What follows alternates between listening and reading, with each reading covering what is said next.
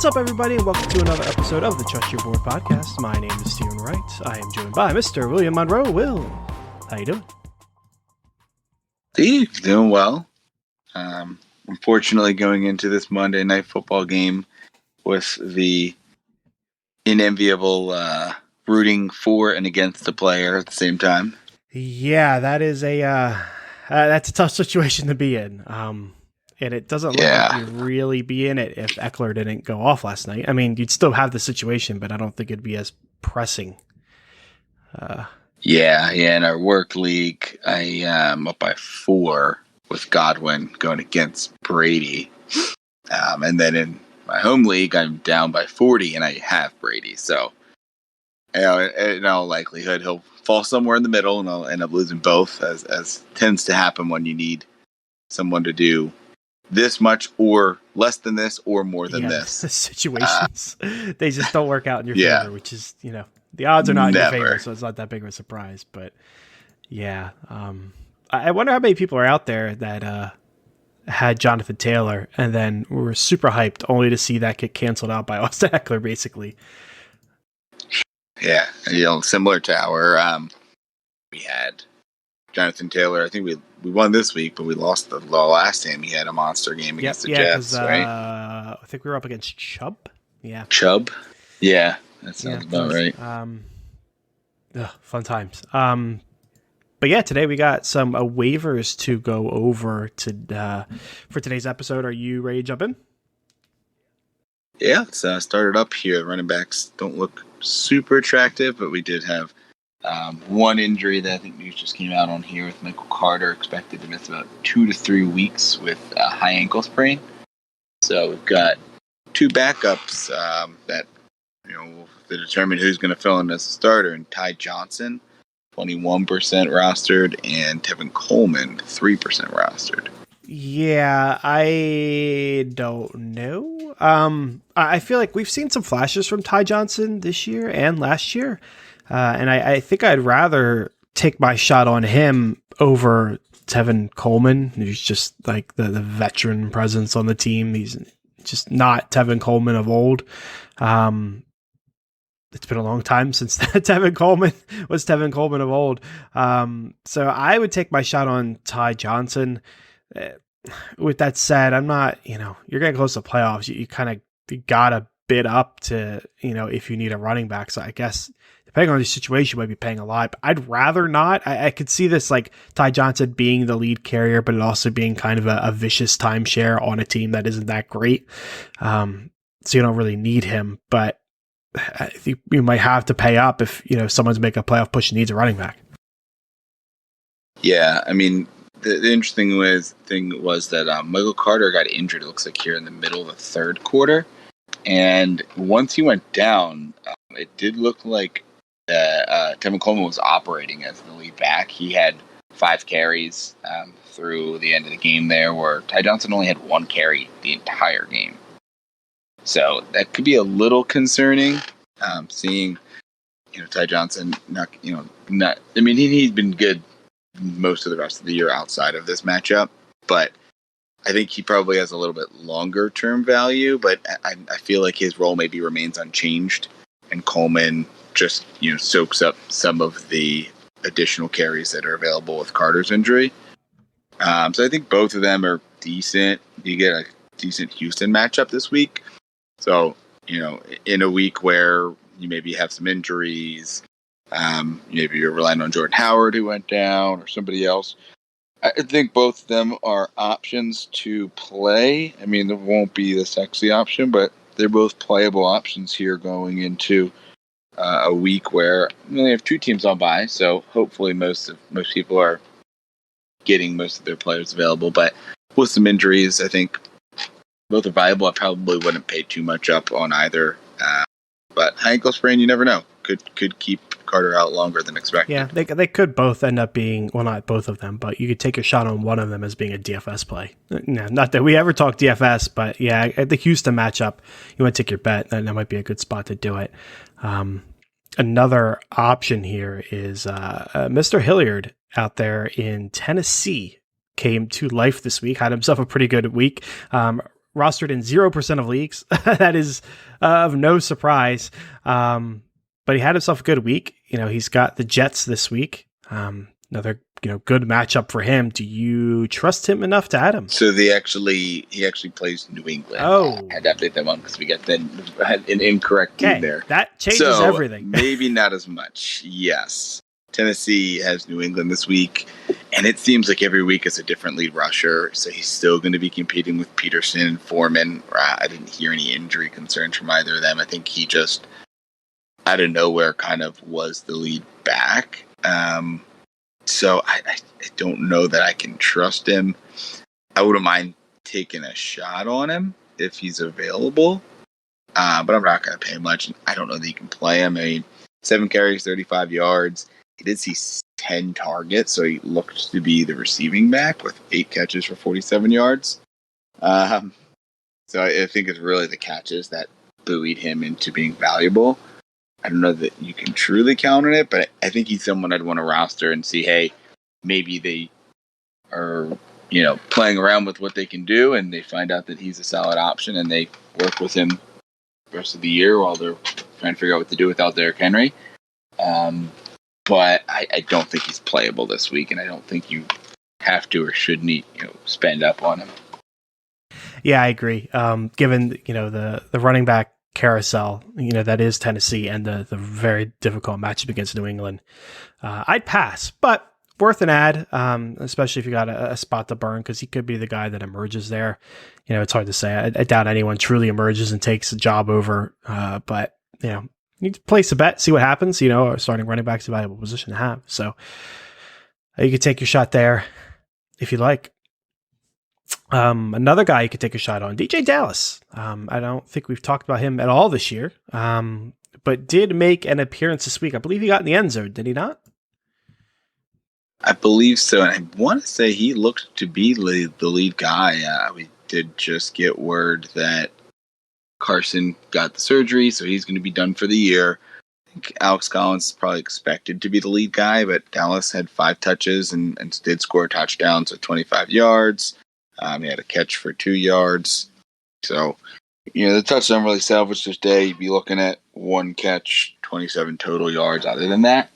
But I think he's worth it, a pickup, because it'll really just be him, Penny, Homer, and Collins. I think Collins is still probably the guy you want to play. The other 3 you can, roster if you have an extra spot, and if there's another injury or if one of them emerges. I'd say Dallas is probably the one that has the most upside. I mean, Homer, I think you kind of know what you have with him.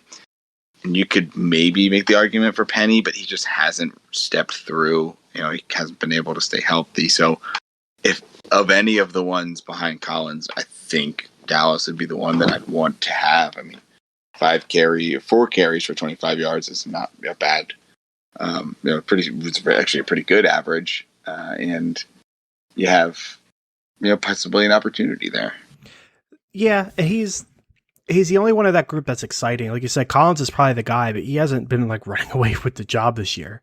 And you're looking at a Seattle team that isn't playing very well.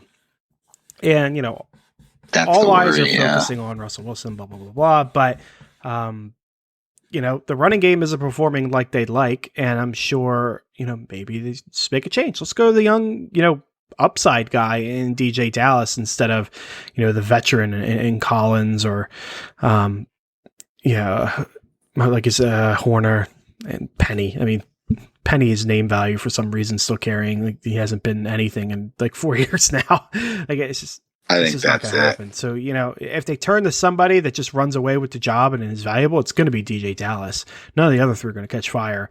Will it happen or not? It's another question. I'd assume not, but he's not like Hilliard. He's not a bad guy to take a shot on, except I think there's a little bit more excitement and upside with Dallas than you would in a Hilliard. Yeah. Next guy here, probably not super exciting, but a second week in a row of showing some value. Matt Breida. I think he totaled 51 yards, I believe. And I want to say it's only on a few carries, 5 carries. So former Niner, I know he's probably dear to your heart. 5 carries, 51 yards, and then did have a couple of catches as well. So it looks like a total of 67 yards. Definitely not dear to my heart. He was. I was very happy because I did draft him that year. When everyone went with Alfred Morris, I said, no, it's Breida, and I drafted him. And then proceeded to deal with his injuries every single week. And then thought he'd be the guy in Miami, and it didn't happen. So, yeah, I'm not going to say not a fan, just don't care. But, yeah, you're right. He was 5 attempts, 51 yards. He also had 1 catch for 16 yards. So like 65 yards in total, not bad. Just 1 catch, not great. It's really more of a rehash of the conversation that we had last week. You know, he was valuable last week because he got in the end zone and he had a lot of yards that were kind of abnormal. You know, all of that's come back down this week.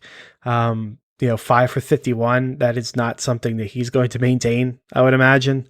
And then he's just got, vicious matchups coming up. He's got the Saints this week, but then New England, Tampa Bay, Carolina, New England again. It's not going to end well. If you got a burner spot, you can't get any of the guys that we talked about before, and you want to take a shot on a running back, fine, but you can't start them. You probably never will, but it's okay. I wouldn't bid anything for him. I'm not expecting anything out of him, are you?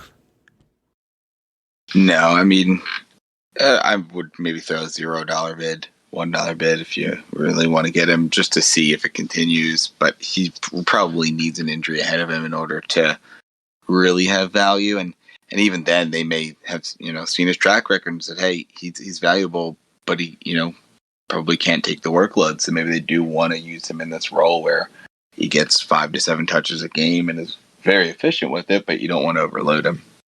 Yeah, that would make sense. Last guy on our list here for running backs, Boston Scott did not have himself a very good week this week. Rushed 6 times for 16 yards. I think he had 2 catches for a handful of other yards. So not as valuable as he has been in the past. The part of that being Miles Sanders coming back for sure. But you also have an opportunity to buy on a dip. The rest of his schedule's pretty good. Giants, Jets, bye. Washington, Giants, Washington. That's pretty nice. Whether he'll do something or not, I don't know. But if he's available in your league, and it looks like he's only rostered in 21% of leagues, which is kind of surprising, but he's out there. If you want to take your shot, now would be the week because he just had a down week and no one's bidding on him. Yeah, and I think he and Gainwell are interesting options. Gainwell 18% rostered with Jordan Howard going down and expected to miss about 3 weeks with the bye coming up in week 14. So I think you're going to have 2 weeks where you have Scott and Gainwell, who one of them, and likely maybe both, are going to be they're going to be utilized in this offense. A team that wants to run the ball. They clearly have been fairly successful with it the last few weeks, winning 3 out of 4 games and really committing to the run. Miles seems to be the lead guy, but he did fumble twice, so there is always a chance that he gets himself mid-game in the doghouse, loses a few carries, and Scott I think is probably the guy they trust the most or more out of him and Gainwell, but both should be active, and both I think are solid guys to throw on your bench if you need to start them. This week is interesting. It's against the Jets. I think both Scott and Gainwell really could have some value if the Eagles do run away with that game and end up working in the second and third back a lot in the second half. It is funny how the Eagles went from this team where I forget the exact numbers, but it was like they rushed 4 times the entire game. They had 1 rushing attempt for whole first half, and now that's all they do is run the ball. Finally realized that's what which is nice because usually you get the coach, it's like, oh, we got to get Miles Sanders the ball more, and then that same trend happens the rest of the year. But no, they not only did a 180, but they went very far in the other direction. It's just interesting to see. A good idea to make the change. They needed to make it. But yeah, that's going to take care of the running backs. Moving over to the wide receivers, starting with a few that are. Well, I guess Darnell Mooney's the biggest surprise. Rostered in 58% of leagues. I figured that would be higher. But had himself a big game. courtesy of a long catch when Andy Dalton came on the field. More of a product of Mooney's doing more so than Dalton's. But had himself a monster game. Are you interested in Mooney? I think you have to be. I mean, 16 targets. Allen Robinson did not play, so that's going to help. But 16 targets is unreal. He only had 5 catches, so I don't know if that was inaccuracy or not coming down with them. But 121 yards and a touchdown. So you want to see him catch more than that. But I think in his career, he's not that. You're not going to see that bad of a discrepancy in catch to target range. And he clearly is the guy they're going to the most. We'll see if Allen Robinson comes back, and that'll probably take some of the targets away from him. But Mooney's proven that he can do it with limited targets, so I think he is got to be someone you got to look at. Now he is questionable. Looks like with it doesn't say specifically what his injury is, but he did already get updated to questionable here this week. Yeah, and this week could be a nice week because he does have Detroit on Thursday. Now it's just Thanksgiving Day. Week, so if he's hurt, that could be a problem. On the flip side, we don't know who the quarterback's going to be either. It doesn't look like Fields has broken ribs, but I don't. Even if he's healthy, who knows what Nagy would do if he goes back to Dalton? It wouldn't surprise me, So you take that in consideration, but definitely the top of most people's list. Another guy that everyone is turning their eyes on would be Elijah Moore, also rostered in 58% of leagues. He's done it with 2 different quarterbacks, not the actual starter yet, but you could say 3. Josh Johnson was playing in there a bit too. He's done it with 3. So you'd like to think if he could do it with those 3, he can do it with Zach Wilson, but who knows? But I mean, the breakout seems real for Elijah Moore, does it not?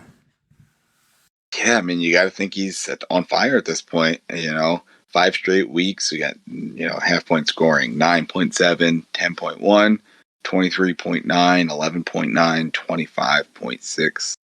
Dude is you got to say he's on fire at this point. I think he's got to be rostered this week against Miami, next week against Houston.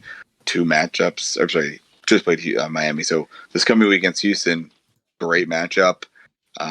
Does have the Eagles the following week, but Saints and Miami after that. So has some solid matchups down the stretch here. I think he's definitely someone to pick up. And at this point, I think you got to stay in the flames and you got to play him. Yeah, agreed. He is definitely a guy you can throw in there in a flex moving forward. I don't know if I would do that all the time. They're the Jets, and I imagine their schedule contains the Patriots at some point through the rest of the year. Oh, or have they played twice? It does not look like it. Already, so, yeah. Okay. They got New England twice. Maybe you can lock him in the rest of the year. He's somebody I'd definitely be throwing a lot of fab on. Burning probably I don't want to say the rest of my fab, but a lot. 30-40% probably. Yeah, I mean, you probably can throw 15 to 20. I mean, depending on how much you have left. I wouldn't mind spending up on him. Breakout wide receivers are nice to have in the second half of the year. And that's usually when you see it. Another potential breakout, Cadarius Tony, rostered in 55% of leagues. He is playing tonight before we record, so I'm not sure we have anything more to say that we haven't already said in past episodes here. Kind of a boom bust kind of guy, hasn't done it in a little while. Does have an interesting matchup once you get past Tampa Bay, Philly, Miami, the Chargers, Dallas, Philly, Chicago. So maybe he's a second half gem. It seems more boom bust. But what do you think of Tony?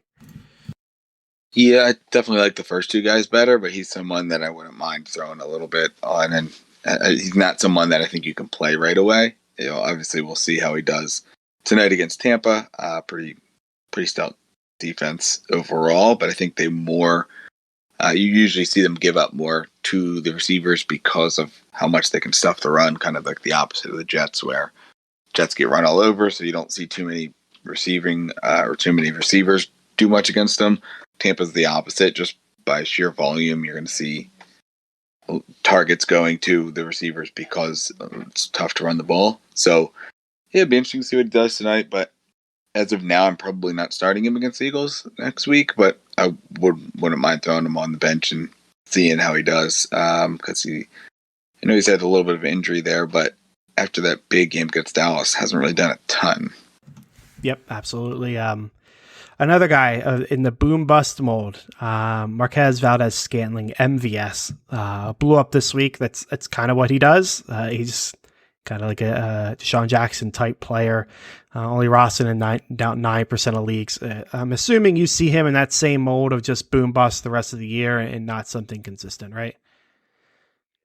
Yeah, I mean, he almost doubled his score on the year. I mean, he scored 20.3 in our league, which put him at 44.4. So he almost doubled his entire season points just in 1 week. But that can happen with Aaron Rodgers. 10 targets, only 4 catches, but $123 and a touchdown. So he's a guy that, if this comes to shootout against the Rams, don't know that they will because both defenses have been playing pretty well. But once we expect one thing to happen, it usually goes the other way. So he's not a bad guy to throw in there because I think both offenses can score. It's just will they against tough defenses. So I think I'd probably rather throw, I don't know, Tony probably has the more upside, but Valdez Scantling, I think you have the better offense, and I'd feel a little more confident throwing him as the boom play than Tony. Yeah, that is fair. Elijah Moore's counterpart in Jamison Crowder. By expecting a little bit bigger week out of him, you'd think Flacco would just pepper him with targets. He got 7, but I could have seen this being a double-digit one. But he got a touchdown. That made him quite useful this week. Do you expect that trend to continue? Because the prior 2 weeks, he got good volume targets. He didn't really do a lot with them. He's honestly kind of in that boom-bust mode where it's, looking at our scoring, 15.6, 6.4, 5.4, 12.4, 6.3, 3.5, 13.4. Like, there's a bit of a pattern there. 1, 2, 2, 1, 2, 2. So what do you think? You're not going to get like a 0. I mean, the 3 is pretty low, but you're probably expecting 5 or 6 as like your baseline. And then if he gets in the end zone, you're going to be in double digits. So he's a, medium floor flex play. If you are, really just looking to get a non-zero out of someone, you bank on 5 to 10 out of him here in half-point scoring. But I think you could probably do better. It really just depends on your league. If there's not much else out there, and you just want a safe option, like he's someone I feel like I'd want to have on my roster to be just a plug-in for a late inactive. Sunday morning, someone comes up as injured and isn't playing. You feel okay plugging in Jamison Crowder. You're not thrilled about it, but your baseline of 5 to 10 is decent. So not spending much on him. Probably not spending much on the next guy here, Nelson Aguilar either. But Aguilar seems to be the go-to guy. I know Jacoby Myers finally scored, but his volume has been going down a bit, and Aguilar caught 5 of 5, and he got in the end zone. Yeah, and that was the big deal. He got in the end zone.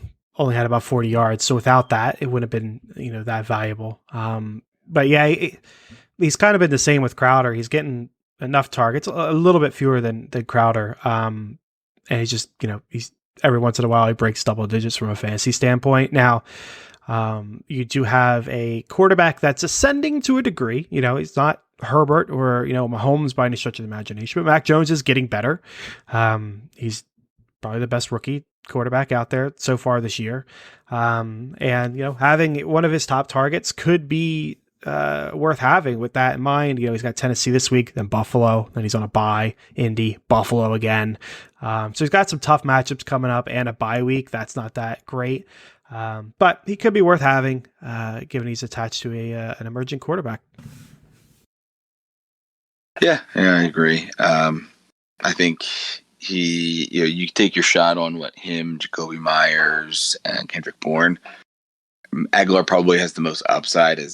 Kendrick Bourne has made some big plays as well, but Aguilar's probably your most explosive receiver of the bunch. So if you're not going to get the passing volume, I think you maybe want to go for the guy that has the best shot at scoring the deep touchdown. So of the bunch there, Aguilar's probably your best bet, unless they end up scoring more. And we'll see what Tennessee can do, but they didn't look great this most recent week. So Aguilar's okay, but once again, probably in that Crowder, you'd rather have him on your bench and have him as kind of your flip-in option if someone's injured. Yeah, now moving to the tight end position. we'll give a nice mention. The first guy we were going to talk about, Will, was Adam Troutman. We've been talking about his volume for the past couple of weeks and how good it's been. Finally had that nice breakout where he had his touchdown. And what did you say it was? An MCL injury? MCL sprain, so expected to miss 4 to 6 weeks. That is, it's could be a season, basically. Yeah, unfortunately. Yeah, so, won't need to discuss him anymore. We'll move to the next one on our list, which is Pat Freiermuth. Roster 52% of leagues. I'm surprised that's not higher. But had himself another good week, I believe, courtesy of a touchdown. Mind Decent. Yeah, better. Yeah. But better than the prior week where he kind of dudded. But yeah, it's 4 weeks in a row where you have this first two where he really came on. You have 4 for 44 and a touchdown, 7 targets, 5 for 43 and 2 touchdowns, 6 targets. So he's definitely, like most tight ends, you're banking on a touchdown. But the Detroit game, 5 for 31, lost a fumble, or he would be kind of in that 5.5 range. And then 4 for 11, and he got in the end zone. So if he keeps scoring, that's really what you're banking on. There's not too many tight ends that you're going to get 8 catches for. So he's still in that mold where you plug him in, and your floor is 3 to 5. But if he gets in the end zone, you can hit double digits. Yeah, and he's one of the better shots to gamble on with getting in the end zone, because you got a quarterback that has a history of using the tight end in the red zone. He's done it this year. He's got a pretty good offense behind him compared to like a Cole Kmet, who we've talked before, where it's like, he could catch a touchdown, but there's not a lot of situational stuff around him that's helping, where Freiermuth, is getting a bit of that boost, which we've seen. But yeah, it's all about that touchdown. 4 catches for 11 yards this week would have been brutal without that touchdown. So yeah, all about rolling the dice on the touchdown. Another option that's been getting some volume lately is Austin Hooper. Probably corresponds with the OBJ release, right? Yeah, potentially. It's hard to say because it does correspond, when the release happened, but at the same time, OBJ's been gone so much, it's hard to say. But, the targets had jump up. He had 7 this week, 5 the week prior. Last week he had a touchdown. This week, no touchdown, but did end up with 53 yards. So, it was a decent fantasy performance. Are you interested in Hooper? I think Freiermuth is probably someone you're more interested in, but 52% rostered. Hooper's probably going to be the guy that is available. So I think he's not a bad play at Baltimore, divisional matchup. That the floor is pretty low. You're once again banking on a touchdown, and he hasn't been as active as Freiermuth has. List is a Logan Thomas, who is supposed to be practicing this week, finally coming back off of IR. No guarantee he'll play this week, but it might be your last chance to grab him. Rostered in 52% of leagues. But like I said, we say last chance now, it might be last chance next week too, because we really don't know when he's going to play, right? Yeah, we don't know exactly. Set to practice, that's a good sign. And if we look at just kind of the numbers, he has a very good schedule. Seattle, Vegas. And this is kind of interesting. Dallas, Philly. I've seen you play a team, twice in 3 weeks, but 2 teams in 4 weeks. I think that's pretty interesting. You don't see that too often. No, you don't. And I did notice earlier, I think Cleveland plays like Baltimore, and then they have a bye and they play Baltimore again. So it's another interesting one there. But yours is definitely... I don't think I've seen that one before. But Vegas, second worst team to the tight end statistically, and the Eagles, worst team to the tight end. So you have 3 of the 4 games against the bottom 2 teams. And then Dallas is 13th, Seattle 16th. So no one's particularly great against the tight end. They clearly want to use him. And these all seem like games where, at the very least, they're going to be competitive, if not trying to come back, maybe against Dallas, Vegas. So Monday night game, I think you definitely got to pick them up. You maybe want to have another option, maybe, Gerald Everett or something for the Monday night game against Seattle. But after that, I think, week 13 and on, you probably are, as long as he's healthy, I think you can definitely play him. He clearly is going to be a part of this offense when he comes back. And our last tight end here, Dan Arnold, who has been good for fantasy, but goosed this week against San Francisco, which Jacksonville's a hole. was not great. Yeah, it's crazy. No targets. I think they said he had a target that was negated by a penalty, so it looks maybe a little worse. But yeah, no, not even an official target. Yeah, so it might be a good time to grab him, Yeah, though. could be a Again, buy low if he's getting cut. Yep, absolutely. Roster in 42% of leagues, so he's out there for mostly. If you want to go grab him, good week to do so. So let's go ahead and move on to the streaming portion of the show here. Will, starting with quarterbacks, we have Heineke versus Seattle, Wentz versus Tampa Bay, Mac Jones versus Tennessee, Cam Newton at Miami, and Trevor Lawrence versus Atlanta. Who you want in the stream this week? Of the bunch, it's kind of tough. I think probably Cam, and do I have that right? Yeah, Cam. Cam, every time I see him, I still think New England, and I'm like, I thought they played New England recently, but Cam is in Carolina again. I think of the bunch, he's the one. I mean, Trevor Lawrence is a solid matchup against Atlanta. Hopefully they can bounce back from a pretty bad game overall. But I do like Cam. I think he is someone that you're going to roll with. Like, I picked him up in our work league here, and I've got Matt Stafford, but he's got Green Bay, so I think I have a decision to make regardless. I mean, Stafford's been sliding a bit, so probably going to hang on to Cam and just kind of see where you got in him, because he, if he continues to play like he has, and you imagine he's only going to get better. He's coming off of not playing for a while. He could end up being a league winner just with his rushing ability. Yeah, I saw enough this week to trust streaming him again, especially against a weak Dolphins defense. A lot of opportunity there. So yeah, Cam's gonna be my guy as well. This question interesting to me because I have Kyler in our league and he's on bye, so I gotta find a streamer too. Yeah, obviously it's not gonna be Cam. Trade Cam Newton. I know, for real. I'll pass. But yeah, we'll see. But yeah, it's Cam for me too, pretty easily. Yeah. Carson Wentz is interesting because he has been playing really, really well. And as we said, Tampa's defense has been great against the run, but they, just because of volume, have been getting beat somewhat against the pass. I know their corners have been banged up.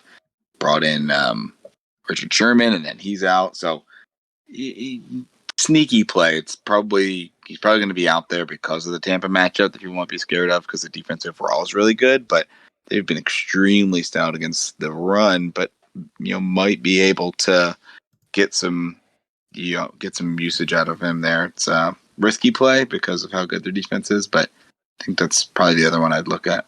Yeah, could lead the volume. Yeah.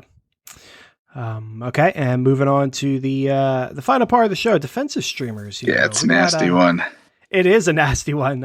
In fact, 3 of them are only rostered in 1% of leagues. So we have the Bears at Detroit, the Eagles at the Giants, Jaguars versus Atlanta, the Jets at Houston, or the Texans versus the Jets. Yeah. It's crazy to think. I was looking at, all right, who are these teams we want to see? The Jets, the Texans, the Jaguars, all playing against each other. Yeah. So Bears, I think, are the easy one here, especially with Goff potentially being out again. I haven't heard anything definitively one way or the other, but didn't seem like he was super close to playing this week. And even if he does play, that team has been pretty bad. and it'd be interesting to see if Dalton gets the start for Chicago, but short week, so maybe they elect to hold out Goff again. But I think Bears are definitely the best play. I think the Eagles are sneaky against the Giants, though. We'll see what the Giants do tonight here against Tampa, but the Eagles defense has been playing very well. They've been getting opportune scores. I mean, Darius Slay has scored in 3 or 4 games here defensively, so I think the defense is playing well at the right time, and Daniel Jones has been prone to the turnover. Yeah, I kind of think the Eagles are going to be my bet. I like, my first glance was the Bears, but I think I'll end up going with the Eagles here. A little riskier of an option because the Giants offense is better than the Detroit offense. But yeah, I would go with the Eagles. Bears in second. For once, it's nice to have like some slam dunk teams that aren't rostered in like 50% of leagues. 23% for the Bears, 18% for the Eagles. So yeah, these guys can be had in most of your leagues out there. So the other 3 I'd rather avoid if possible. Agreed. Perfect. And that's going to wrap up today's show. So tune in on Thursday for our Start Sit episode for week 12. Until then, folks, trust your board.